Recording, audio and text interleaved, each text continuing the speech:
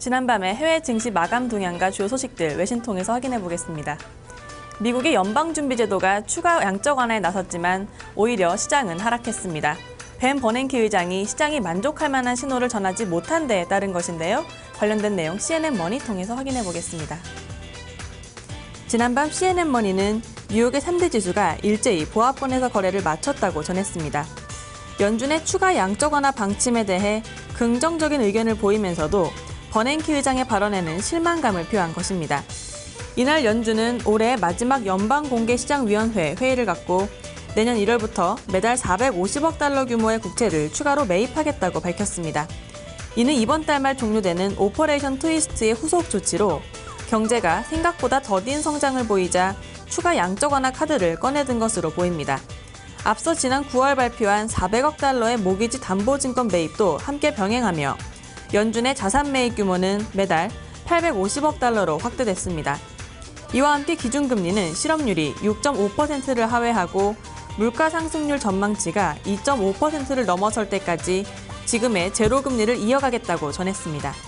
한편 버냉키 의장은 이날 가진 기자회견에서 연준이 자산 매입 규모를 확대하더라도 재정 절벽의 타격을 막기에는 역부족이라며 정치권의 합의가 무엇보다 중요하다고 밝혔습니다.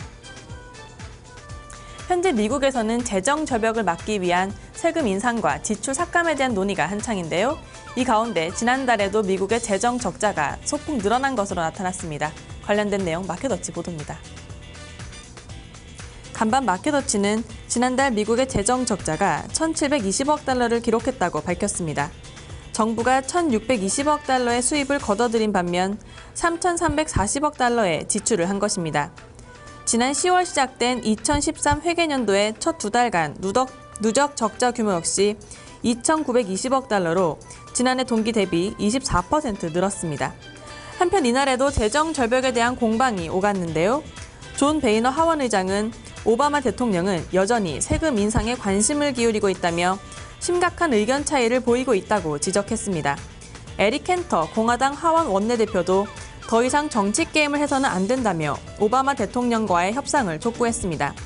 반면 해리 레이드 민주당 상원 원내대표는 공화당의 태도에 상당히 실망했다며 부자 증세안에 반드시 동의해야 할 것이라고 강조했습니다. 마지막으로 이날 발표된 경제 지표 하나 더 살펴보겠습니다. 지난달 미국의 수입 물가가 원유 가격 하락에 힘입어 소폭 감소했습니다. 이 소식 CNBC 보도입니다.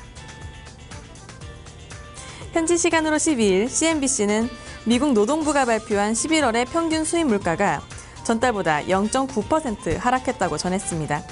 수입 물가는 지난 10월까지 3달 연속 상승하다 이달 하락세로 돌아선 것인데요. 당초 전문가들은 0.5% 하락을 점쳤습니다. 유가 등 에너지 가격의 하락세가 이 기간 수입 물가를 끌어내렸습니다. 수입 연료 제품 가격이 전달보다 3.6% 하락하며 낙폭을 키운 것입니다. 거스 파우처 PNC 파이낸셜 서비스 선임 이코노미스트는 글로벌 경기 둔화로 상품 가격이 전반적인 하락세를 보이고 있다며 이에 따라 단기적으로 수요 역시 줄어들 것으로 전망된다고 진단했습니다. 지금까지 외신 브리핑이었습니다.